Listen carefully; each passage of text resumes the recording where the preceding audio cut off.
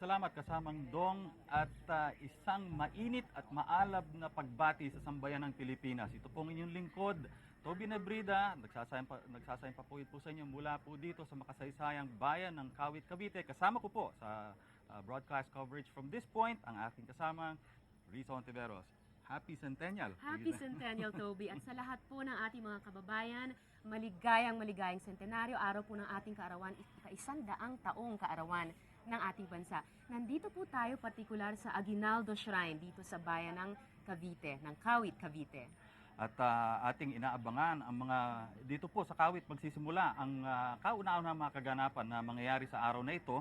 Siyempre, makikita natin ang flag raising activities na magaganap dito. Pasisinayaan po ito ng ating Pangulong Fidel Valdez Ramos, Lisa. At ang napakakatangi-tangi, Toby, tungkol dito sa reenactment ng unang flag raising dito sa ating bansa ay dito mismo gaganapin sa isang bintana ng mansyon ni General Emilio Aguinaldo, ang una nating Pangulo, kung saan niya iwinagayway sa unang pagkakataon ang watawat ng Republika ng Pilipinas dito mismo sa bahay na ito.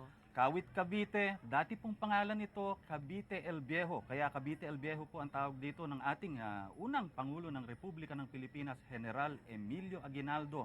At ayan, nakikita po ninyo sa inyong television screens kung saan po magaganap ang ating reenactment, ang pagsasariwa ng mga kaganapan noong nangyari po, Hunyo 12, 1898, ang proklamasyon ng independensya ng Pilipinas laban sa Kastila noong mga araw na yun, Risa. Maganda na ipunto kanina ni kasamang Dong, Toby, na marami sa mga espesyal na kaganapan sa araw na ito ay idadaos nga rito sa Kawit dahil nga dito nagsimula yung pagdeklara ng independensya ng ating bansa. Dito nagsimula yung ating pagsusumikap upang maging isang ganap na malayang bansa. At siguro kailangan ipaalala rin natin isang katangi-tanging na dapat sigurong ipagmalaki nating lahat ng Pilipino.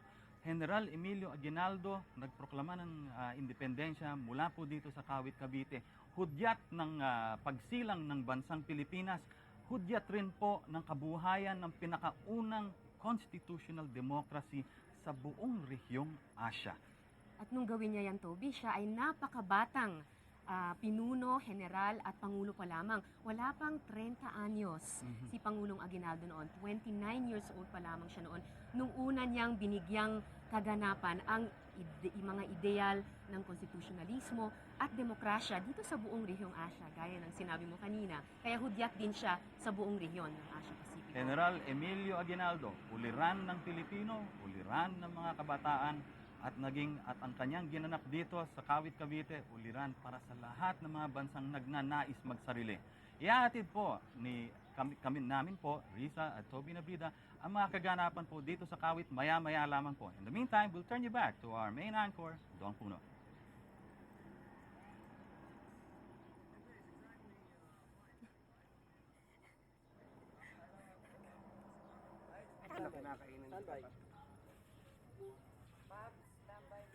Mga kababayan, Toby, baka akala po natin ngayon-ngayon lamang nagsisimulang magising itong bayan ng Kawit para sa mga idaraos na gawain para sa sentenaryo. Hindi. Siguro baka nauuna pa sa araw, nagsibango na sila, nagbanat ng buto at talagang handang-handa na po para sa mga kasiyahan ngayong buong umaga. Nandito kanina yung mga mamamayan ng bayan, lumalabas na sa kanilang mga bahay, sa kalye. Mga dignitaries, Toby, nagsisimula na rin dumating. Nag-iipon-ipon na rin.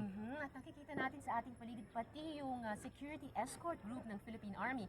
At kung maalala natin, ito pong ating Sandatahang Lakas ay isa sa mga unang ahensya ng pamahalaan na itinatag ng pamahalaan ni Pangulong Emilio Aguinaldo. Tama yan, Risa. Siguro kailangan din natin batiin na itong ating mga kawani ng hukbong sandatahan ng Pilipinas na magkukumpul-kumpul rin dito, providing security. And well, isang grupo o isang tropa na makikita nila ay ang magbibigay ng arrival honors at ng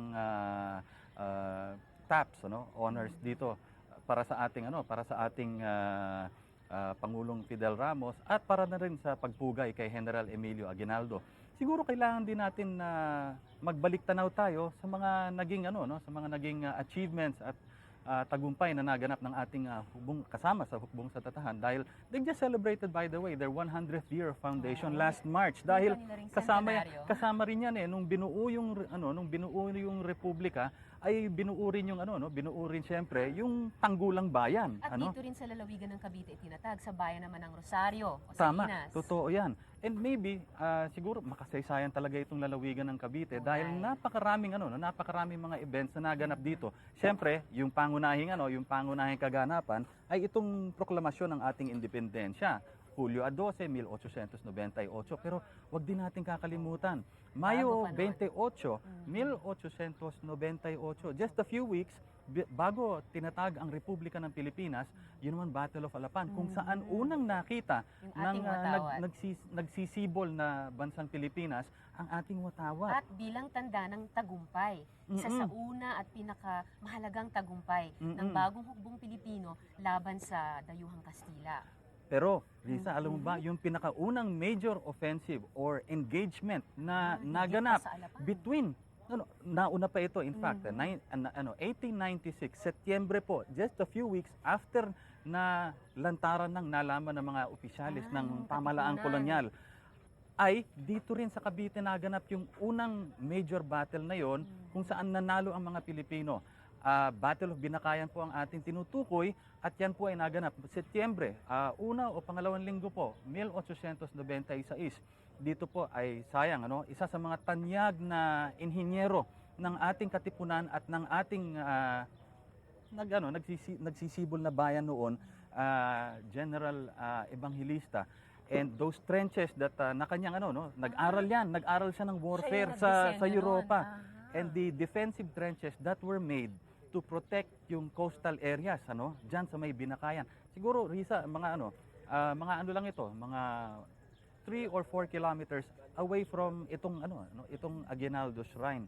At diyan po naganap ang unang tagumpay ng ating revolutionary forces against the colonial forces. Marahil, Toby, yung isa sa pinakamahalagang puok dito sa bayan ng Kawit kung saan ginugunita araw-araw yung ganyang mga mahalagang pagtatagumpay at pagpupunyagi ng mga kabitean, yung mga Pilipino, ay yung isang napaka-moving na wall, granite wall, Oo. na nakatayo dito sa Liwasang Aguinaldo na kahapon lamang. Risa, ay binuksan yan, Mhm. we were given the privilege na isa himpapawid ang pagpapasinaya, pagbubukas ng Liwasang Aguinaldo kahapon Kasama ng yung hapon. ating kasamang si Kathy Kathy De Leon Villar, oo, Yes. kasama natin kahapon. At bagamat may kainitan nung hapon, ganun din sigurong kainit yung, kasi nagsama yung init ng araw at yung Init ng alab din kalooban. ng kalooban ng mga taong bayan, especially ng Kawit, na tuwan-tuwa at na finally nabuo nila itong itong liwasang Aguinaldo. At siguro isa sa mga pangunahing key points of interest na makikita dito sa liwasang Aguinaldo ay there are actually four Four granite slabs. granite walls na nandyan at diyan nakaukit sa iba't ibang teksto, tatlong At iba't ibang wika pa. iba't ibang wika, yung teksto o sinali na teksto ng orihinal na akta de la Proclamación de Independencia del Pueblo Filipino, na saka naman siya namang ginanap at naganap dito sa, ayan, nakikita niyo sa inyong mga Ang screens, Liwasang Aguinaldo. Liwasang Aguinaldo. At Toby, bukod pa dun sa text ng act ay nakaukit sa granite yung mismong mga yung mismong mga lagda nung mga nag-witness o naging saksi dun sa makasaysayang sandali Mga yun ng pamahalaan. pagproklama ng O independensya. mga opisyal ng pamahalaan ng revolutionary government ni General Emilio Aguinaldo. Bueno, yan po ang mga kaganapan dito. Nagpapasalamat kami sa inyong joining us at hinahayaan ninyong kami papasukin ninyo sa inyong mga tahanan. Samantala, we'll get back to you with more reports mula po dito sa Aguinaldo Shrine. Samantala, we'll turn you back to our main anchor, Dong Puno. Dong? Yes, go ahead, very Dong. clearly. Good morning.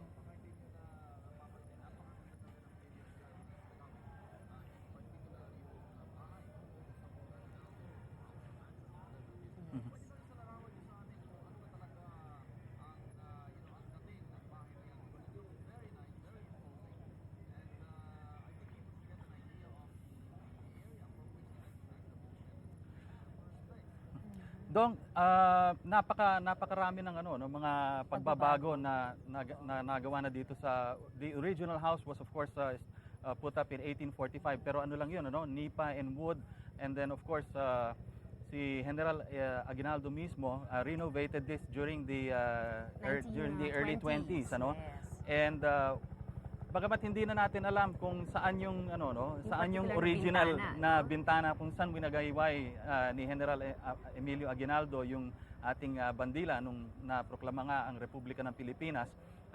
That new balcony or the Independence balcony nga na tinatawag nila, Risa, Yes. ay yan ginawa yan nung early 20s nga. And well, you can see it on your screens. Ito yung photos that were taken of the old house. Pero alam mo, Dong, napakarami ring they've renovated the entire, or they've refurbished the entire mansion. Well, of course, ito Especially ay for the centennial, no? Oo, Itong oo. pagdiriwang at Risa, nabigyan kami Risa, siguro sabihin na rin natin sa ating mga kababayan na nabigyan tayo ng pagkakataon na makita ang ilan sa yung kalooban nitong Aguinaldo Shrine. Yung museo nito Mhm. na ibinago na yung tema, hindi Mhm. lamang nakafocus sa buhay ni General at Pangulong Aguinaldo, kundi na sa buong kilusan para Mhm. sa kasarinlan Oo. at para sa kalayaan. At siguro maganda rin na sabihin natin na, well, you can see him on your screens. Yes. The chairman of the National Centennial Commission, the former Vice President Salvador H. Laurel, ang isa sa mga punong abala talaga dito sa the leading force sa renovating and refurbishing At yung buong the- programa ng oo, mga oo. gawain sa buong sentenaryo. the Aguinaldo Shrine. Mhm. And also, siguro magandang i-convey sa ating mga kababayan na most of the original furniture that was used by the general ay nandito pa, no? Oo. At kung makikita Nakita din yung natin kahapon. yung sahig, yun Grabe yung talaga. yung nababasa natin sa libro, the personal point that I'd like to raise is yung nakikita ko sa libro, yung mga pag-aaral natin sa kasaysayan, siguro yung bahay na bato ng Pilipinas, 18th, 19th, circa 18th, 19th century, turn of the Kahapon, century. nalakaran natin yun. Ay, Yung kahoy nayapakan na yun. po ng ating mga paa Oo. yung at nakita po ng ating mga mata. At it's really kudos, a feather in the cap to the National Totoo Centennial yan. Commission and to all the efforts. I think also that we should give due note to our president, si Pangulong Fidel Ramos, kung saan naman ay talagang binigyan pansin ang pagsasaayos nitong lugar na ito. So, Yes, Dong.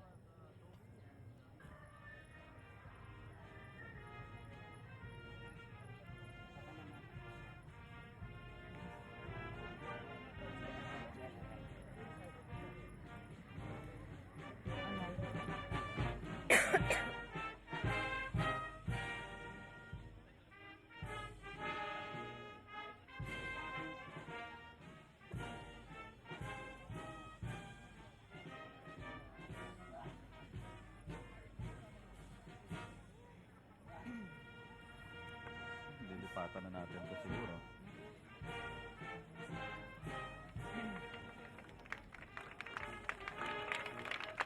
Yeah.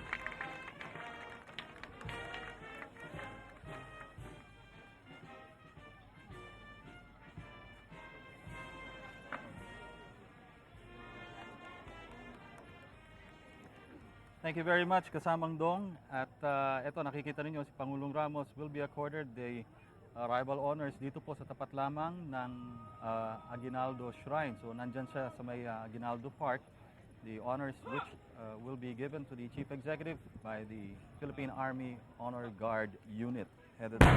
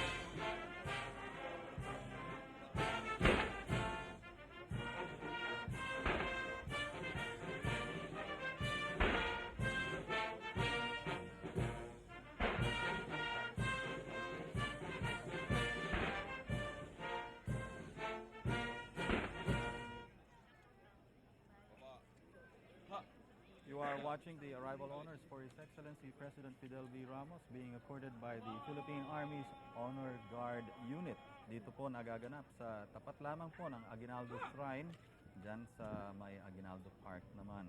Kakatapos lang po mga kababayan ng gun salute dito sa arrival ceremonies para sa ating Pangulo. At Toby, kasama ngayong umaga ng Pangulong Ramos, ang Chief of Staff, Chief of Staff ng Armed Forces of General the Philippines. Clemente Mariano, Yes. escorting the Chief Executive who is now trooping the line, and the Security Escort Group Commander, Colonel Reynaldo Cialana. Risa, siguro kailangan banggitin natin na this is going to be one of the last few arrival, official acts of the President, na gaganapin itong this particular ceremony. And I've said taon-taon na hindi walang patid ang nagpalit ng tradisyon ng Pangulo ng Republika ng Pilipinas na nagtataas ng bandila ng Republika mula sa Rizal Monument at nilipat dito sa Kawit ay walang iba kundi itong ating kasalukuyang Pangulong Fidel Valdez Ramos. And he has rightfully so na rin siguro, Lisa, dahil dito naman talaga unang na-deklara, na-proclaim ang ating independence from the colonial forces. Kung ang kahulugan naman o kahalagahan ng dating bagong bayan ng Rizal Park ay yan ang buo kung saan pinatay ang ating pambansang bayani si Ferdinand C. Rizal. Tama ka, Toby, na dito naman dapat ganapin siguro ang paggunita ng araw ng pagdeklara ng kasalinlan natin dahil dito nga unang opisyal na binigkas ng isang pangulo ng ating bansa. Iyang ideal na yan na tayo ay maging o magsarili at maging malayang bansa. Siguro, Risa, kailangan din nating bigyan pansin itong uniforme na suot ng ating mga ng ating mga Honor Guard unit troops here, giving the arrival honors for the Chief Executive. They are wearing itong the Rayadillo uniforms, which are quite similar to the uniforms that were worn ng ating mga revolutionary forces nung panahong iyon. At kung di ako nagkakamali, Toby, yung salitang rayadillo dun sa estilo ng kanilang uniforme ay galing sa salitang rayas. Raya, meaning lines. Line, stripe.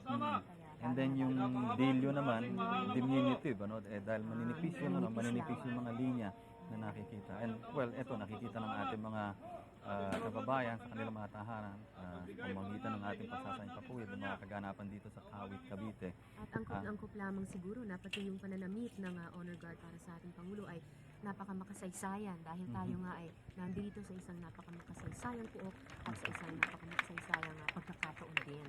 So time and place, angkop na angkop po yung pananamit ng mga tao dito. Katatapos lamang ng arrival honors para sa ating Pangulong Fidel Ramos. He is now being escorted by the Chairman of the National Centennial Commission, Dr. Salvador H. Laurel. Mula dito, Risa, ay tutungo ang ating Pangulo. Papasok sa dito sa loob ng ng grounds mismo ng Aguinaldo Shrine dito sa may tabi ng mansion, at tutungo siya dito sa likod nito kung saan naman nakalagay ang puntod, ang labi ng ating unang Pangulo ng Republika ng Pilipinas, General Emilio Aguinaldo, 1869, at namatay siya 1964. At maalala siguro, Toby, ng mga kababayan nating nasaksihan yung pagkapangulo ng dating Pangulong Diosdado Macapagal na idinaos ang wake at bago yung state funeral para kay Pangulong Aguinaldo doon mismo sa Malacanang Palace. Siguro historical trivia din, Risa, si General Aguinaldo was the only kaisa-isang Pangulo ng Republika ng Pilipinas na hindi nanuluyan sa Malacanang. And in fact, the only time that he had entered Malacanang, when he was living, of course, the state funeral ceremonies were held there, he entered Malacanang as a prisoner. of the American occupying forces. Kung ganun, hindi trivia yun, Toby. Mabutit na ikwento mo. Napakahalaga. Siguro, napakalaking personal na karanasan din para sa isang pinuno ng bansa. Maalala yon tungkol sa Malacanang. And the irony nga, no? Yes. Siya yung unang pangulo ng Republika ng Pilipinas, and our viewers can see it on their screens now, the photos of taken during 1964, yung yung necro services para sa kanya. The irony was, siya yung siya yung unang pangulo ng Republika, pero siya rin yung he entered the official residence as a prisoner while he was living. So it must also give a sense of satisfaction na habang siya'y nabubuhay, matapos yung mapait na karanasan ngayon, at madalas siyang dumalaw sa Malacanang Palace sa mga pangulong sumunod sa kanya, ay pumasok na siya dyan bilang isang malayang mamamayang Pilipino at isang dating pangulo ng isang malayang bansa.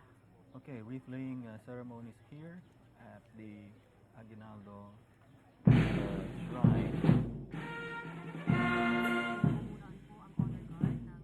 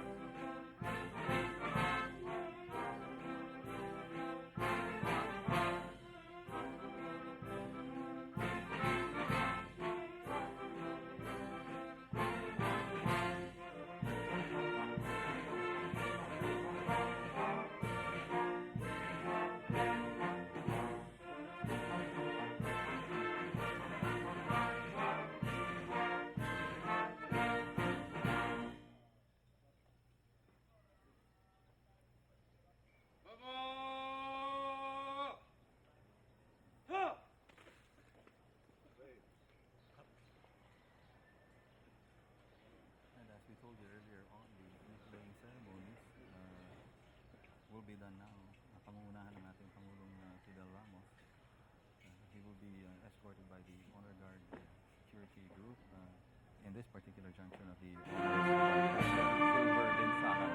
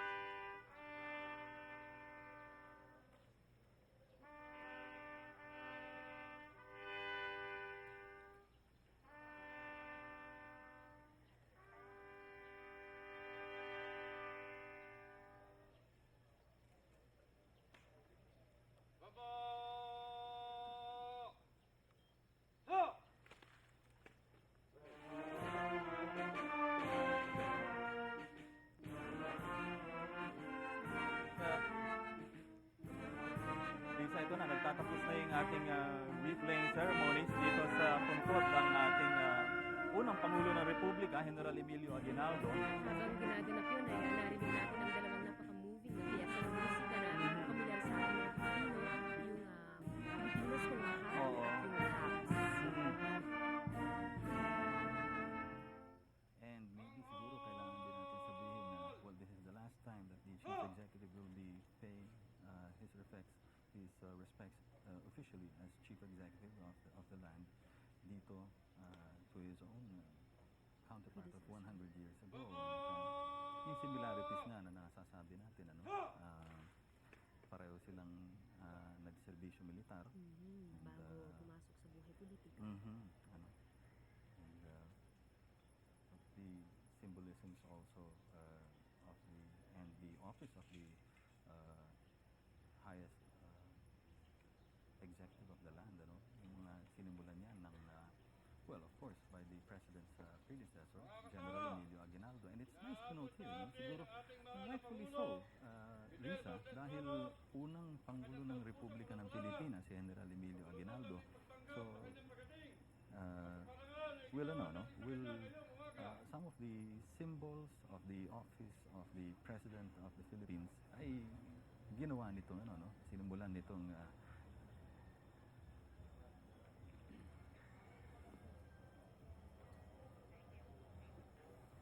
Siguro yung isa pang pagkapareho kina Pangulong Ramos at dating Pangulong Aguinaldo ay kung gaya ng kinento mo kanina, Toby,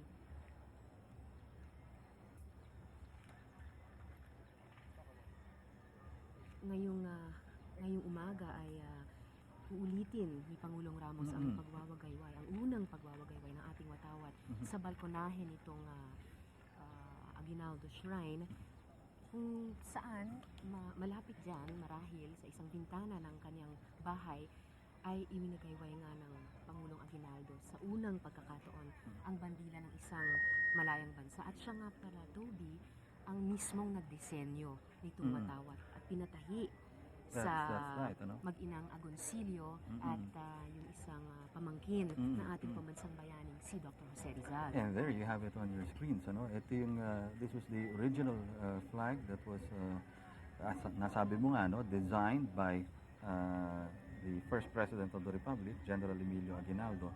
Plus also the other insignia, no? Ng ating Office of the President of the Republic. Yung selyo, nakikita nating star, yung sun, ano? Tapos with the emblem of the Chief Executive plus the rays of the sun. Ang nagdisenyo rin yan si General Emilio Aguinaldo, and many of those designs, we would like to think, Risa, ay dito niya ginawa, no, in his working room na nakita natin diyan sa loob ng Aguinaldo Mansion, Na may sandalan sa disenyo ng ulo ng kalabaw na kwento rin sa ating kahapon, Tubi, sa pag-ikot natin sa loob ng museo, ay isa sa mga paboritong motif ni General at dating Pangulong Emilio Aguinaldo. At nakikita din natin yan sa ilalim mismo ng Independence Balcony. Bago pa man din na deklara ang Carabao as the national animal, binigyang pugay na rin siguro, no, pinagpugayan na rin ng ating unang pangulo ang this particular beast of burden, ano. And tulad nga na nasabi namin sa inyo, sa paggunita ng 100 taon ng proklamasyon ng ating kalayaan, ay yan ay sasariwain at i-reenact ng ating Pangulong Fidel Ramos sa pagkakataong ito. Plus babasahin din niya, no, sa yung Acta de la Proclamación de Independencia del Pueblo Filipina dito rin, ano, sa Independence Balcony. At yan ang malugod na hinihintay naman ng ating mga kababayan na nakalugar ngayon diyan sa tapat, ano, sa may Calle Real dito sa Kawit, Cavite, and of course along the Yan siguro, Toby, yung isang magandang ugali natin mga Pilipino kapag ginugunita natin yung ganitong mahalagang pagkakataon. Inuulit natin yung eksaktong mga gawain. Siguro hindi lamang isang symbolic na gawain, kundi pagbabalik ng ating diwa sa mga simulaing nakapaloob sa mga gawain yun, yung pagtaas ng watawat at itong pagbigkas muli ng proklamasyon ng ating kalayaan bilang isang bansa. At sa pagsasariwa ng mga kaganapan na nangyari dito noong Hunyo 12, 1898 at sa pagdiriwang na rin ng ika-100 taon ng proklamasyon ng ating kalayaan, ay simultaneous, makikita natin all around the length and breadth of the archipelago, the raising of flags. And we will, ang magpapasinaya at mangunguna siyempre dyan, ay ang ating Pangulong Fidel Ramos. Dito po, where it all started, the birthplace of the Philippine Republic, dito sa makasaysayang bayan ng Kawit, lalawigan ng Cavite po. At nandiyan na tayo sa sandaling iyan at nakatungtong na sa Independence Balcony ang Pangulong Fidel Ramos.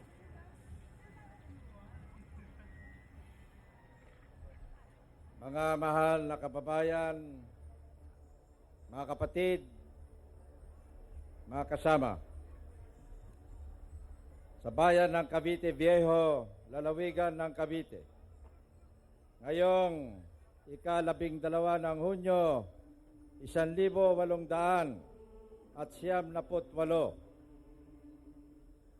tayong mga nagkakatipong nagsilagda ngayon sa ibaba nito, kinabibilangan ng mga puno ng hukbo, ng mga kinatawan ng ibang hindi nakadalo, at ng ilang mga tanyag na mamamayan. Saksi ng dalisay na damdaming naghahari sa ating lahat, ang dakilang may kapal ay ipinahahayag natin ngayon at pinasisinayan sa ngalan ng buong Pilipinas ang ating karapatang makapamuhay ng malaya at nagsasarili, hiwalay sa lubusang kalag nasa kapangyarihan ng Espanya. Kaya't wala nang kabuluhan ang anumang pagkakaugnay natin sa Kanya.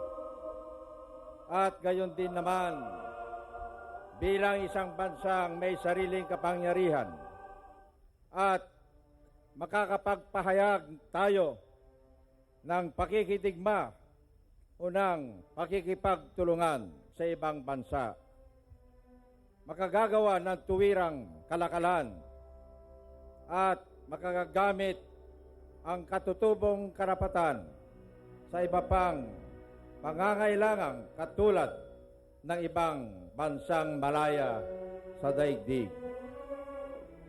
Sa lubos na pagtitiwala sa dakilang lumikha, ay ating ngayon pinananagutan ang pagpapahayag na itong kinatatayan ng ating mga buhay, ari-arihan, at lalong pinakamahalaga sa ating pagkatao, ang ating dangal. At ngayong hawak ko itong watawat ay aking iwinawagayway sa harap nitong kapulungan.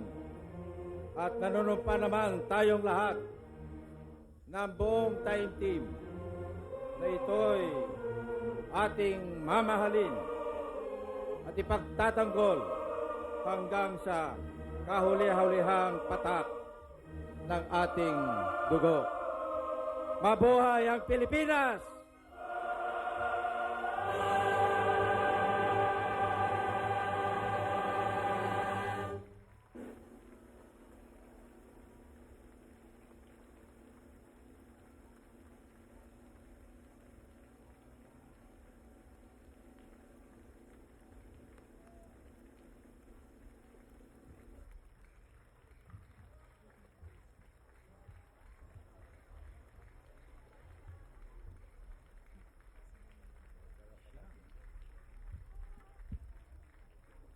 Bayang magiliw, perlas ng silanganan, alab ng puso, sa dibdib mo'y buhay.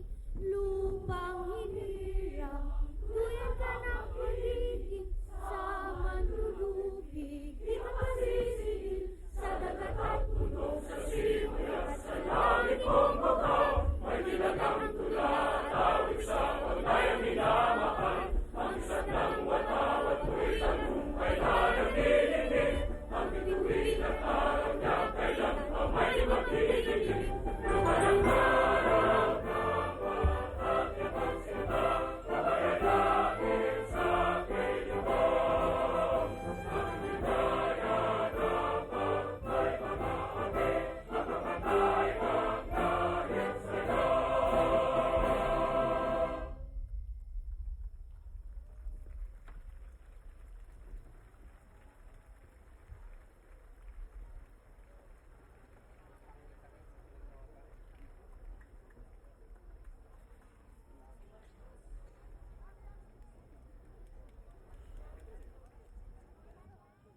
Toby, nasaksihan natin yung crescendo ng mga Ang tinig watawat ng na Pilipino sagisag ng sa ating pag-awit ng kalayaan pambansang awit. ay pinagbuwisan ng buhay ng ating mga ninunot kababayan upang mabawit, mapanatili ang ating kasarinlan.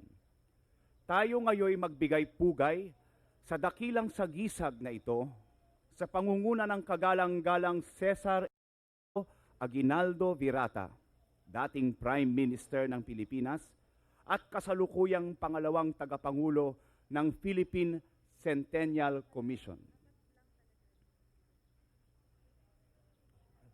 Mga kababayan, itaas po ninyo ang kanang kamay at sumunod kayo sa panunumpa.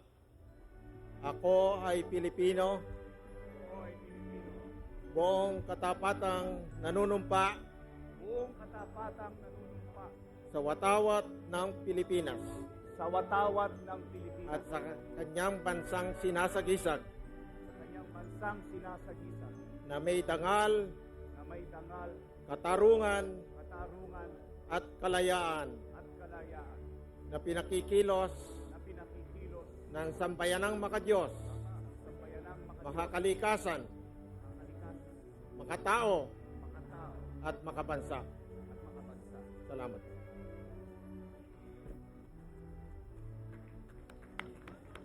Ang panunumpa na pinangunahan naman ng dating punong ministro ng Republika, Cesar Emilio Aguinaldo Virata. At sinabayan ng mga Pilipino mula sa iba't ibang sarinlahi. Nakita natin kanina may bata rin nanunumpa sa ating watawat. Katulad nung batang namuno din sa pag-awit ng pambansang awit. Kanina, bago sinalihan siya nung 11 choir, Toby, na nandirito ngayong umaga sa kawit. 1,000 voice choir. 1,000 voice choir at yung iba't ibang orchestra na dinagdagan din ng musika ang Philippine pag-awit Philharmonic, ng ano, pambansang ang awit. nangungunang nangungunang orchestra. Nakita din natin, dito. Toby, yung pagpapalaya ng 500 kalapati Mhm. sa pagtapos ng pag-awit. The dove, of course, the symbol of peace, freedom, and the symbolisms are not lost. Ano? Andito, Definitely not. andito pa rin lahat sila. Kahit din sa bugahaw na kulay ng ating watawat, Mhm. yan din po ang sinasagisag niya, mga kababayan, ang kapayapaang minimithi ng ating bansa.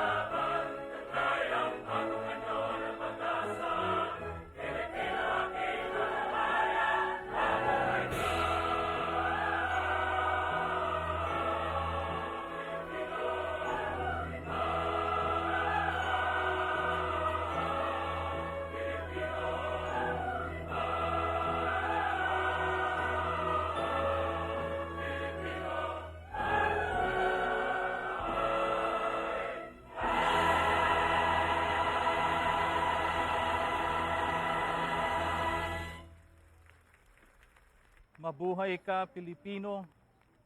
Ito ang Mga grand kababayan, prize winner, ang second direktor BBP tagapagpaganap Katanginig ng Values Philippine Songwriting Centennial Competition. Commission, kagalang-galang Composition po ito. Luis J. Morales.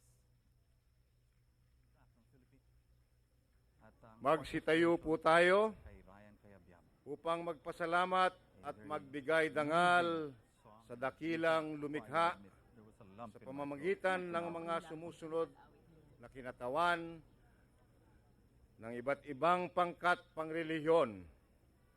Sina Monsignor Reverend Manuel G. Sobreviñas, Minister Andre Maimban, Reverend Kenneth Aguilera, Mr. Wadja Esmula, at Bishop Generoso A. Rosales.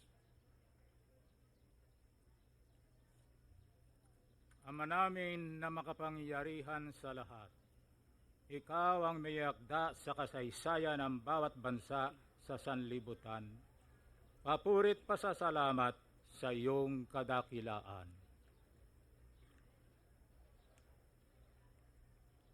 Panginoon po naming Diyos, Ama na lubhang makapangyarihan ka po sa lahat, maaari po bang pangunahan mo po ngayon at pagpalain ang makasaysayang pagtitipong ito na pinagsikapan naming lahat, ang buong sambayanang Pilipino, pinagtulong-tulungan upang balik tanawin ang kayamanang kasarinlan at mayamang kasaysayan, kasaysayang humubog sa lahing Pilipino at tutulong sa pagtugon namin sa mga matitinding hamon ng kinabukasan.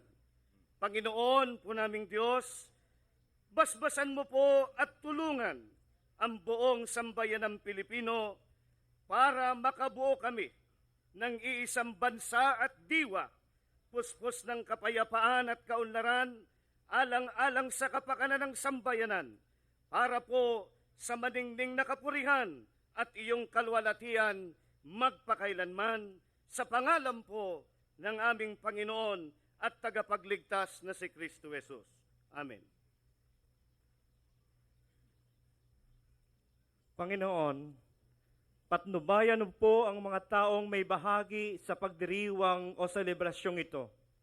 Si General Emilio Aguinaldo, na ama ng aming republikang pamahalaan, ang aming mahal na Pangulong Fidel Valdez Ramos, na gumabay sa amin tungo sa paghahanda at pagpapahalaga sa selebrasyon ng sentenaryo ng kasarinlan ng Pilipinas. Bismillahirrahmanirrahim. Pagpalain mo rin, Panginoon, ang bawat mamamayang Pilipino na sumasaksi sa selebrasyon nito at higit sa lahat, ang pinakamamahal naming bansang Pilipinas at naway maging malaya magpakailanman. Kasabay ng aming paggunita sa mga dakilang bayaning Pilipino, itinataas namin ang panalangin ito sa ngalan ng nag-iisang tagapatnubay ng ating kasaysayan at kalayaan, ang matamis at banal na pangalan ng ating Panginoong Jesus. Amen. Amen. Maraming salamat po. Magsiupo ho tayong lahat. Ngayon po naman, ipakikilala ko sa inyo ang magbibigay na pambungad na pananalita at ang magpapakilala sa ating panauhing pandangal. Pinakikilala ko ho ang tagapangulo ng Philippine Centennial Commission, ang dating pangalawang pangulo ng ating bansa, ang kagalang-galang na Dr. Salvador H. Laurel.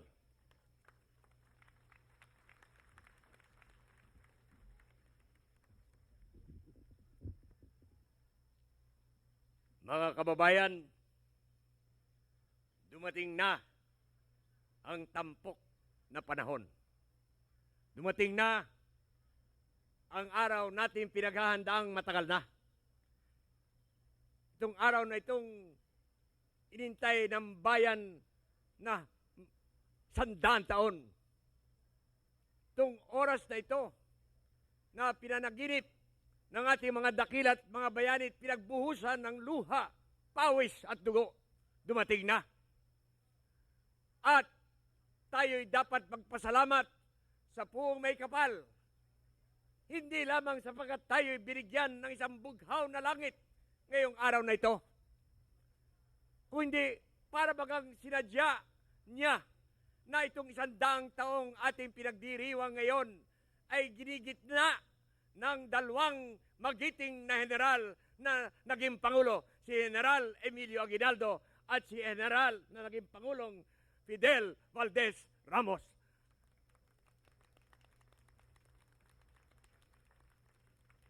Naway tayo magkaisa at magkatulungan sa sentenaryo ng ating bansa. Isang karangalan ko ngayon, ibanggitin sa inyo at iharap sa inyo ang taong itinuturing kong siya ang nagbangon muli ng karangalan at puri ng ating inang bayan. Ang taong nagsauli ng tiwala ng ibang bansa dito sa bansang ito. Walang iba kung hindi ang kagalanggalang Pangulo ng ating Republika, Fidel Valdez Ramos. Magsitintigan po kayo at palakpakan natin.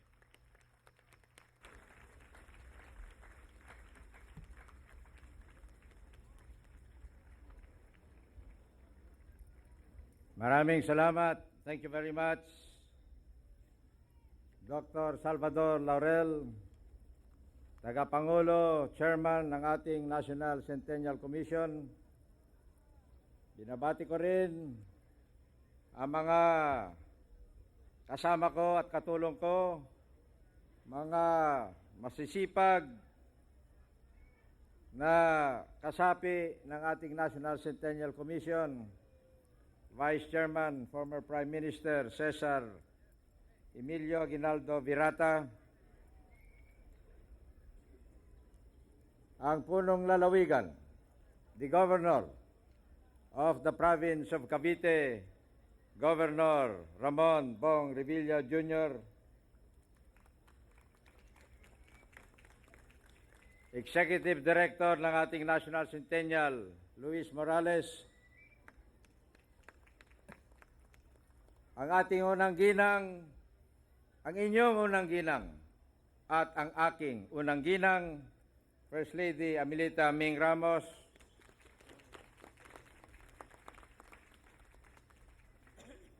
the special envoys and representatives of the various governments and countries with us on this great day for the Philippines, our centennial of Philippine independence, headed by the Right Honorable Sir Silas Atopare, Governor General of Papua New Guinea,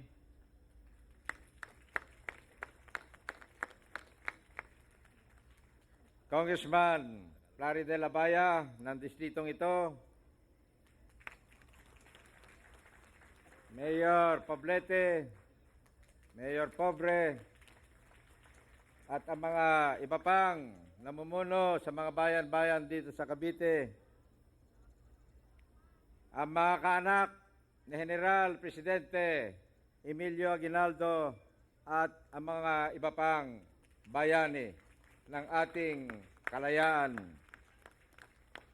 Your Excellencies of the Diplomatic Corps and other special guests and the heads and representatives of international organizations, makakatulong sa ating kabinete at sa ating pamahalaan, mga iba pang piling panauhin. Magandang umaga sa inyo lahat. Mabuhay ang kalayaan, mabuhay ang Pilipinas.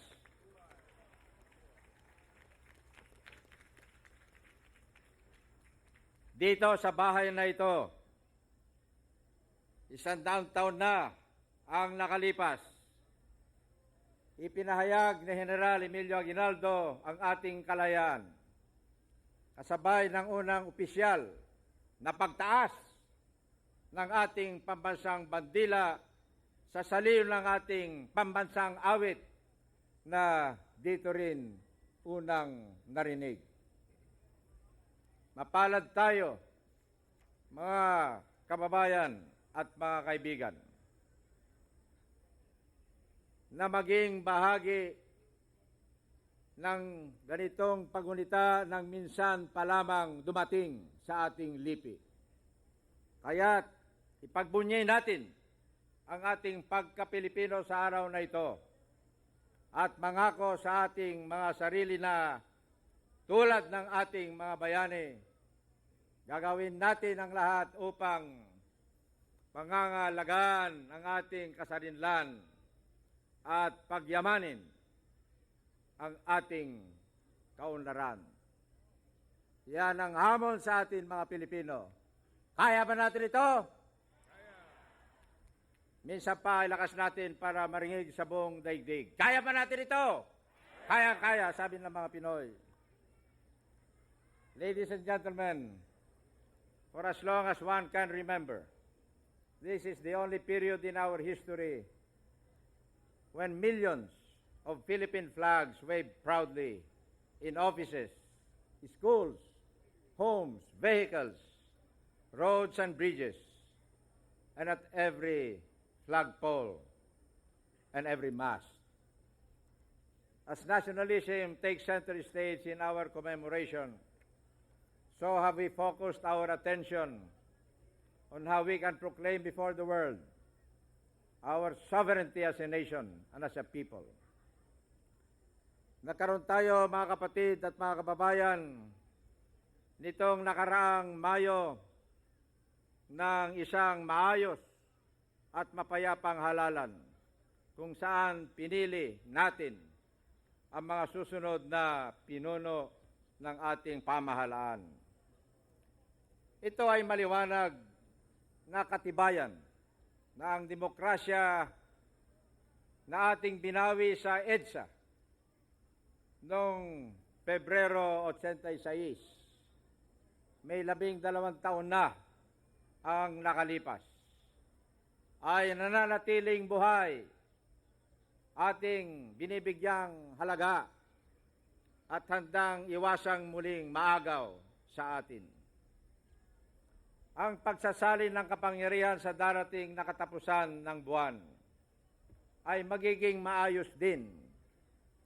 Isa pang patunay na ang kasarinlan, katarungan at kapayapaan na ipanaglaban ng ating mga bayani ay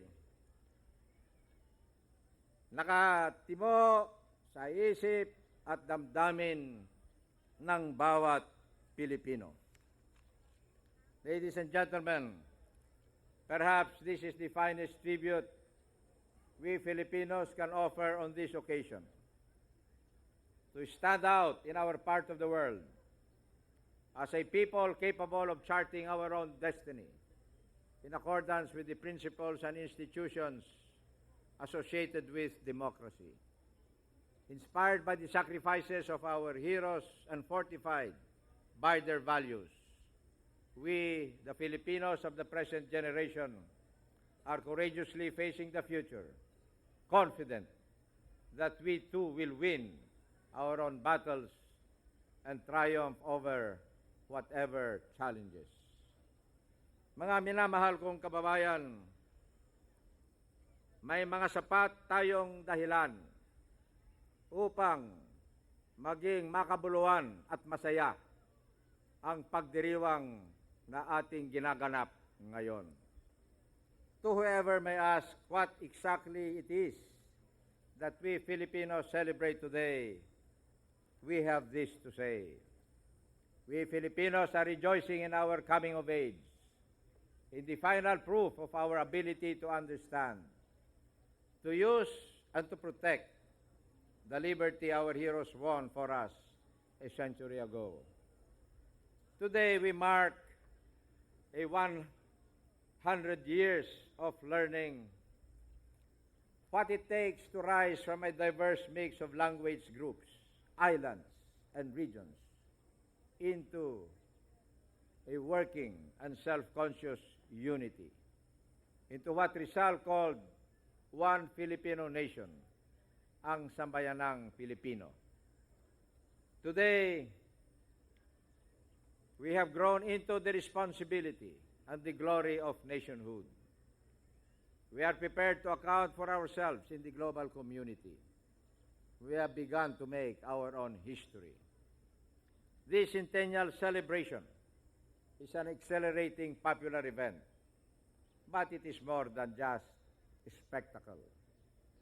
We have arrived at where we are as a consequence of our collective will, as the fruit of our common resolve to transcend our differences and to create and enlarge that common space within which all Filipinos can work and build a modern nation. We need to remind ourselves that no matter how carefree, how exuberant the Filipino is reputed to be, we have also been a rational, resolute, and steady-handed people, driven as much as by ideas as by passion, guided as much by the light of reason as by the fire of emotion. Our rebellions arose not simply out of blind anger or impatience, but out of conviction, as Emilio Aguinaldo believed that freedom, justice, and equality are our birthrights.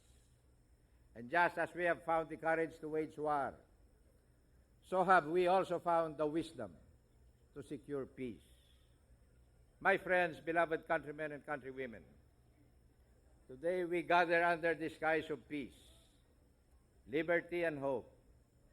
We can consider ourselves fortunate to have been spared the worst of the economic and political turmoil that has swept many of our neighbors. And we have just completed what have been reasonably honest, orderly, and peaceful elections, or HOPE. Yan po ang pag-asa ng ating bayan. But again, more than fortune, it was our foresight and resolve that brought us together at this moment.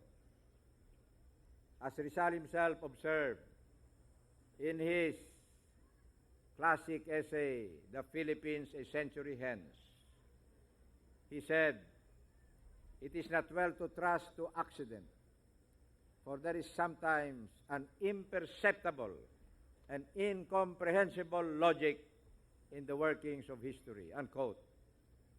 We have arrived at this juncture in our history by the logic of democracy and development, by the natural desire of our people to be free and to prosper, in the face of which all forms of tyranny and exploitation must ultimately surrender.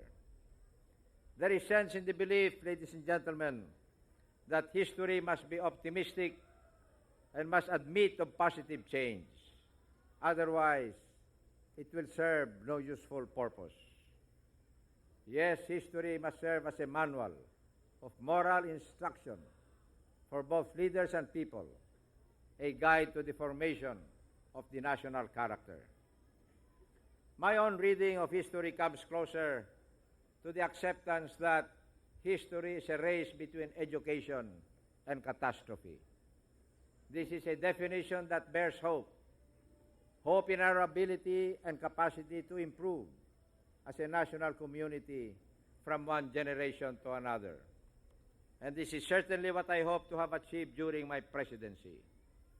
By liberalizing the economy, I hope to have infused in the nation's lifeblood a new surge of energy by proving that peace and development can take place in a democracy, and that the empowerment of the people leads to sustained economic growth and social progress.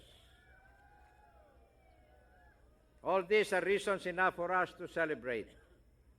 There is a good feeling in the entire country today, and a pervading sense that things will work out for the better.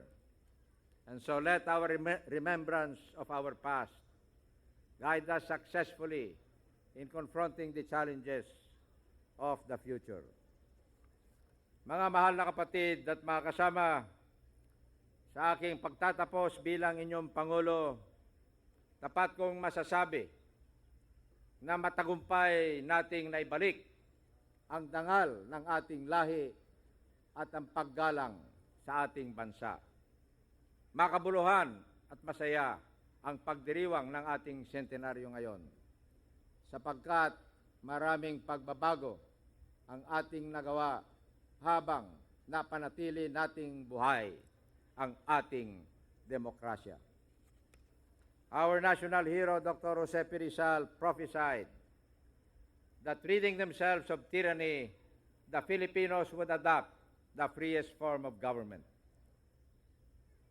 The Declaration of Independence that was proclaimed here in Kawit 100 years ago led to the establishment of the Philippine Republic that was the first democracy in Asia.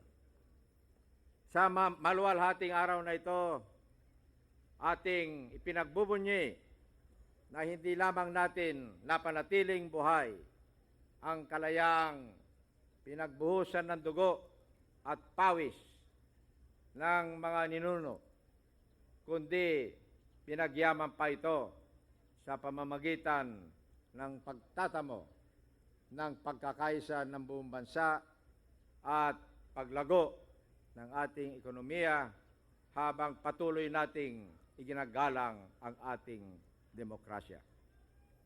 Kaya muli, sa inyong lahat, mga mahal na kababayan at mga kapatid,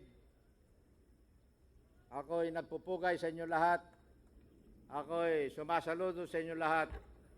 I take my hat off to you on this great centennial day of Philippine independence. I take my hat off to you. Mabuhay ang ating kalayaan. Mabuhay ang Pilipinas. Mabuhay si General Emilio Aguinaldo. Salamat po.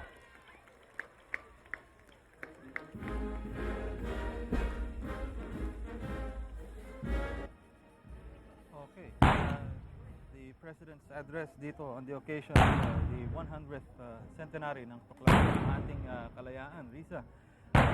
Siguro no, in a capsule ang pagpapatibay ng demokrasya ay tanda ng kabuhayan nito sa isang bansa, and it's a recurrent theme that the President made during 10-15 minute dito sa tapat ng Recurrent is the word, Toby.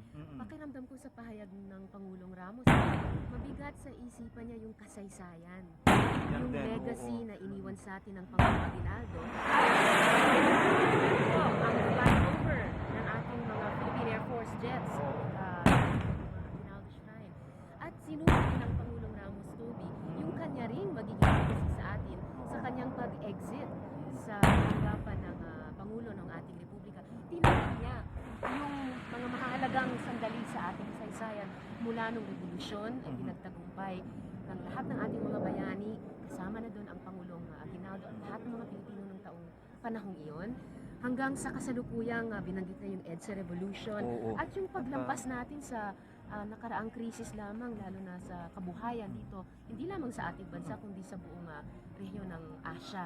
At doon nga siya nauwi sa puntong sinabi mo, yung pagpapalawak at pagkonsolida ng demokrasya sa pamamagitan ng pakikilahok nating mga karaniwang mamamayang Pilipino. Dagdag din siguro dun, Risa, yung I remember one of the remarks that the President made. May ilang taon na rin nakalipas. Pero ang naaalala ko doon, especially doon sa remarks na nabanggit niya noon, I think it's also part of the themes na nabanggit niya sa araw na ito, yung pag kinalimutan mo yung nakalipas, nawawala yung puso mo, yung nawawalang saysay yung buhay mo, no? At nawawalan ka rin ng direksyon para sa kinabukasan. A nation, if I remember correctly, yung remarks na nasabi ng ating Pangulo noon was, a nation that forgets its past is a nation that loses its soul. And yun nga, siguro habang sinasariwa natin at ginugunita natin ng mga mga activities na ito leading to the proclamation ng ating independence sa araw na ito, siguro kailangan sabihin din natin, ikayatin natin ang ating mga kababayan na nanonood sa pagkakataong ito. Ganun din, ano? Yaman din lamang at ito'y hinain sa atin, ano? Binigay sa atin na legacy ng ating mga bayani. Pag-ingatan natin ito, sayang. Tama, napaka-precious, napaka-mahalagang yaman. Dapat pakiingatan talaga. At isa sa buhay. Dahil dun sa huli nung kanyang pahayag, ay itinuro na rin ng Pangulong Ramos ang ilang direksyon dahil sa patuloy na pagsasabuhay at paggunita ng ating nakaraan, ay dapat patuloy tayo humangon ng inspirasyon dito para sa mga darating pang panahon at darating pang mga hamon. Siguro hanggang sa susunod na sentenaryo, Toby. Maganda nga siguro, dapat. Dahil hindi tayo aabot ng second centennial at centennial celebrations kung hindi natin pagtitibayan, hindi natin iingatan. Ay, let's get back to what our viewers are seeing on their television screens. Risa, ito nakita natin ito. We were given the opportunity of a look-see, a walkthrough yesterday bago before everyone else, and natutuwa kami na yung curator or the guest curator na nagsaayos nitong it was an entire redo nung ilalim, yung And unang in yung first floor. multimedia format. Yung first floor po nitong ating Aguinaldo Shrine, ng Aguinaldo Mansion, used to house yung mga memorabilia, mga paraphernalia ni General Emilio Aguinaldo. At yun lamang, o halos Yun lahat lamang, ay oo. ang Pero ngayon, laman. binago nila the entire floor, Risa. At siguro maganda ring ihikayat natin sa ating mga kababayan kung may pagkakataon po Dalaw kayong kayo rito. makapunta sa Kawit, Cavite, don't miss out in visiting the Aguinaldo Shrine dahil they've restored it, they've renovated it, they've retained the entire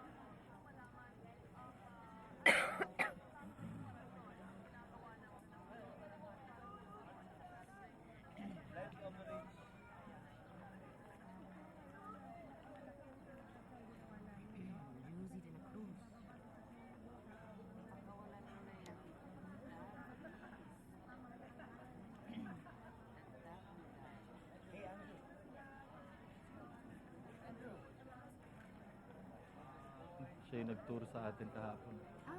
Oo, di ba? Good morning. Ayun,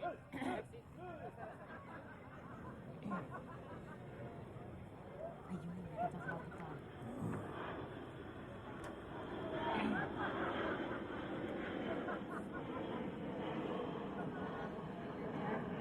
Maraming salamat kasamang Dong. At tama yung sinabi mo, no? Si Pangulong Ramos, ay nakikita ninyo sa inyong mga television screens in just a few moments, will be boarding at siya magmamaneho nitong limousine na ginagamit ni General Emilio Aguinaldo. Bagamat hindi niya, of course, wala pang wala pang mga kotse noong Noong 1898. 1898, Ito well, he purchased this later on. As you said, it's a 1924 Packard. It's a 7-passenger limousine. And it was restored by the Vintage Car Club, one of the Vintage Car Club aficionados dito sa ating bansa, si Ginoong Charlie Alvarez. And Took him Risa, almost a year Almost, to restore oo. the car. So talagang labor of love itong pagbabalik sa dating anyo nitong 1924 Packard ni General Pangulong Emilio Aguinaldo. Siguro, Toby, kung nasa magandang kalagayan lang yung kalusugan ng dating driver mismo ni Pangulong Aguinaldo, siya mismo ay pwedeng mag-familiarize kay Probably. Pangulong Ramos dito sa limousine na ito. at sasabihin din kung paano niya minaneho ito, and then Oo. maybe also glimpses of the general while he was As a passenger. as a passenger, Yes. kung siguro backseat driver si Kung General Emilio nakikialam, Aguinaldo o hindi, But yung humigit kumulang halos sa 800,000 piso ang nagastos sa pagbubuo and renovating and refurbishing this particular limousine na ginamit ng ating unang Pangulo ng Republika ng Pilipinas. But of course, that was during the 20s. And the President will be boarding this limousine on his way, bali ito na, paalis na ang ating Pangulo from here. He will be moving back to Malacanang, pero hindi gagamitin niya ito all the way back to all the way back to Manila. to Manila. And tubig sa pag-alis niya dito sa Aguinaldo Shrine sa Kawit, Cavite, ay baon niya ang, sa maraming magandang karanasan ngayong umaga. Dalawa siguro napaka-memorable para sa Pangulong Ramos. Una na ay yung hologram ni Pangulong Aguinaldo na ipinakita ng mga curator ng museo dun sa loob ng museum. Isang aktor ay gumanap ng papel ni Pangulong Aguinaldo sa Bispiras. Bisperas, ng June pagdeklara ng 11, independence.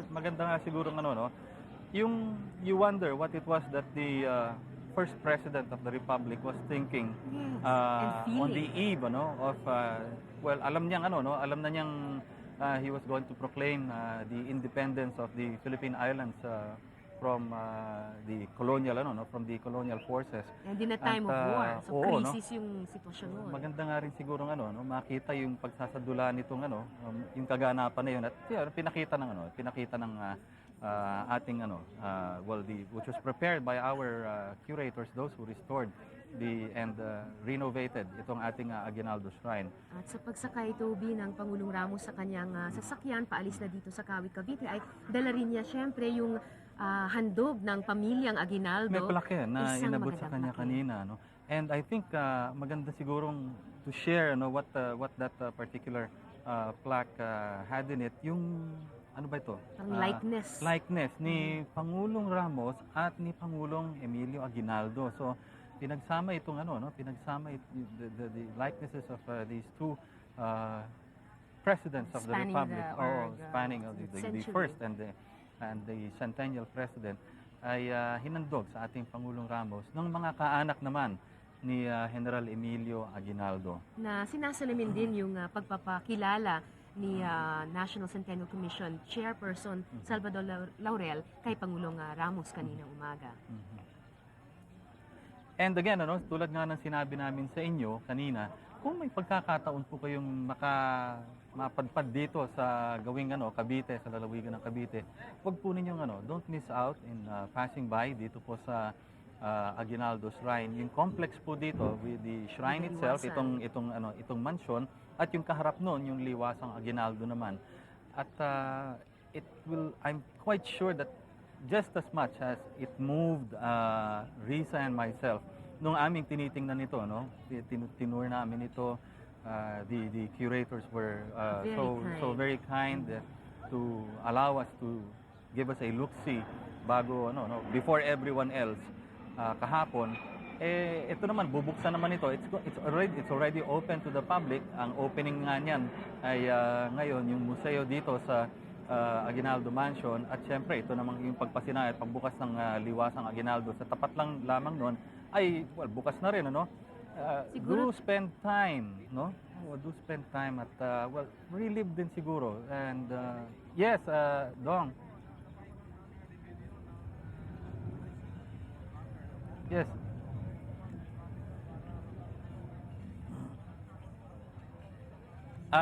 Yung ating the members of the Presidential Security Group are Trying sort to of clear the clear a path for the for the Packard to pass through. Oh, there, Ayun, yes, yung yes. usad Well, na. there you have it now.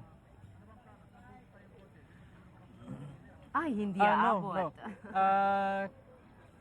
The president Sa paligid ng iikot liwasan, lang no? ang ating pangulo dito sa around the liwasang Aguinaldo. Mula doon, after he makes the loop, he'll get back to where he started, to where he is right now. He'll transfer to yung sasakyan talaga niya, and then they'll move by convoy to a nearby elementary school. Dito rin po sa may sa may Kawit. It's about half a kilometer away. At kasama si Mrs. Ramos, they will board the choppers of the 250th Presidential Airlift Wing. That will take them back to Malacanang. It really is, and it's really moving.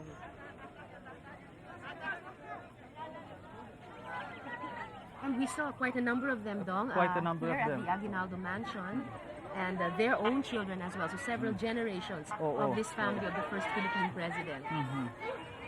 And yun nga, fully restored itong vehicle na ito. At nabanggit nga natin, it cost quite a lot, 800,000 pesos ang halaga sa pagbubuo nito. At medyo may kahirapan din hanapin yung mga partes Oo, inangkat pa para mula sa Estados Unidos. para buuin ito. Oo, ni Mr. Alvarez. Pero eto, kompleto yung mga partes at yun nga, ito nakikita natin. It works. It's running. So isa na siguro sa mga bagay na mahalagang tanda ng ating kasaysayan, yung ating pinagdaanan na pinagbuhusan talaga ng atensyon ng National Centennial Commission na ihanda para sa sentenaryo, sa pagdiriwang ng sentenaryo. Kanina pala, Toby, inanyayahan mo yung mga kababayan natin na dumalaw dito sa Aguinaldo Shrine. Siguro isa ito sa mahalagang bahagi ng tinatawag na Centennial Freedom Trail. Magandang siguro sa buong sentenaryo ito dahil hindi naman nagtatapos ngayong 12 nitong buwan. Tama yan. Hanggang pa sa Enero ng susunod na taon ay dapat dalawin natin mga Pinoy yung iba't ibang mga Freedom Trail sites. Kasama na yung sinasabi ng curator nitong Aguinaldo Museum na partner ng Aguinaldo Shrine, yung Baraswain. Oo, Baraswain. So, yes, Doang. Salamat. Thank you, Dong. Bes.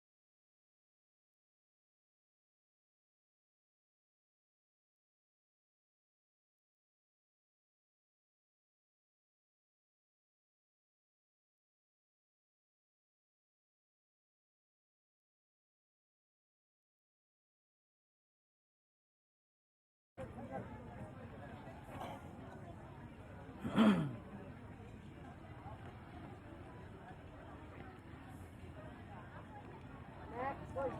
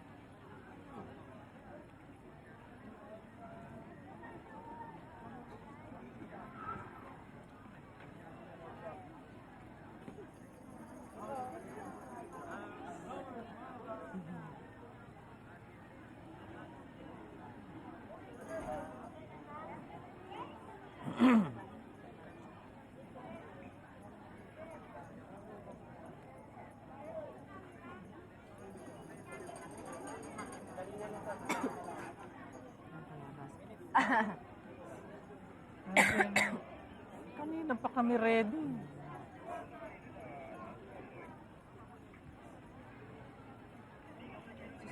It's 9 o'clock.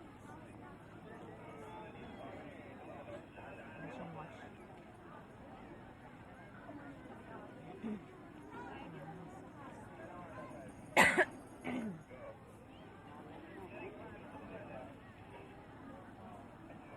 Sports nga pala yung Oo eh.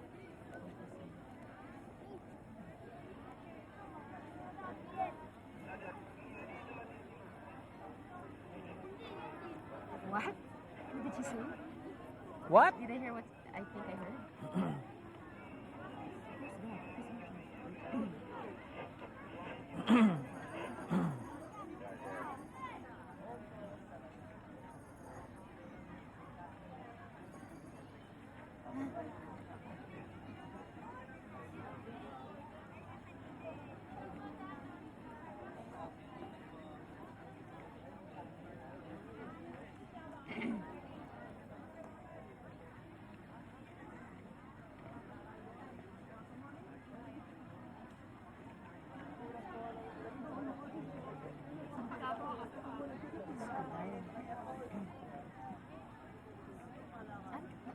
Pinalabas ba nila yung tunog ng kampana?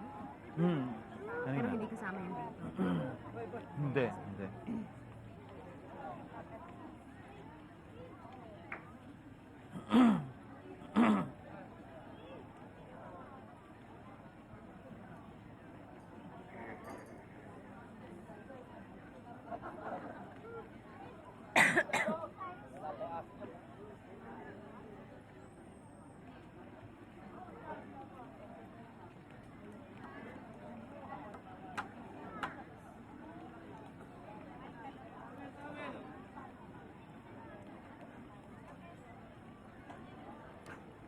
Gusto niya talaga ng skydiving.